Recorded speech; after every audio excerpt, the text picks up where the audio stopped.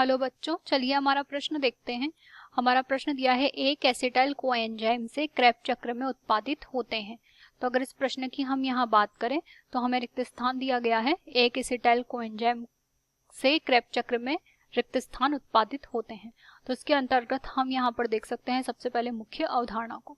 मुख्य अवधारणा के अंतर्गत हम यहाँ पर कहेंगे कि सामान्य रूप से यहाँ पर जो श्वसन की क्रिया कोशिकाओं के अंतर्गत संपन्न होती है, तो श्वसन की क्रिया के अंतर्गत यहाँ पर जब ऑक्सीश्वसन की क्रिया संपन्न होती है तो उसके विभिन्न प्रकार के पद होते हैं।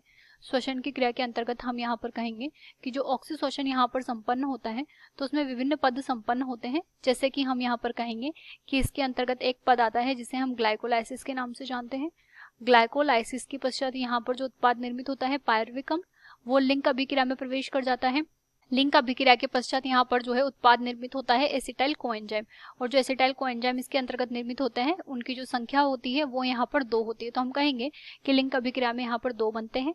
इसके पश्चात हम कहेंगे कि यहाँ पर जो है क्रेब्स चक्र इसके पश्चात आता है। तो इसके अंतर्गत यहाँ पर बात करें तो सामान्य रूप से लिंक अभिक्रिया के अंतर्गत जो है एसिटाइल कोएंजाइम की जो संख्या होती है वो यहाँ पर 2 निर्मित होती है, और ये जो 2 एसिटाइल कोएंजाइम ए होते हैं यह यहाँ पर क्रेब्स चक्र में प्रवेश करते हैं। और क्रेब्स चक्र में जैसे ही प्रवेश करते हैं तो हमें जो कुल एटीपी की मात्रा प्राप्त होती है, ऊर्जा की मात्रा, वो 24 एटीपी इसके अंतर्गत हमें प्राप्त होते हैं।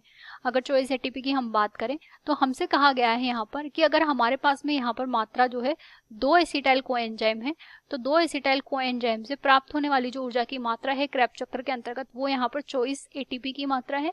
हमसे पूछा गया है प्रश्न के अंतर्गत कि अगर एक की मात्रा की बात हो तो कितने एटीपी प्राप्त होंगे, तो हम कहेंगे 24/2, यानी कि यहाँ पर जो है 12 एटीपी की संख्या हमें प्राप्त होगी।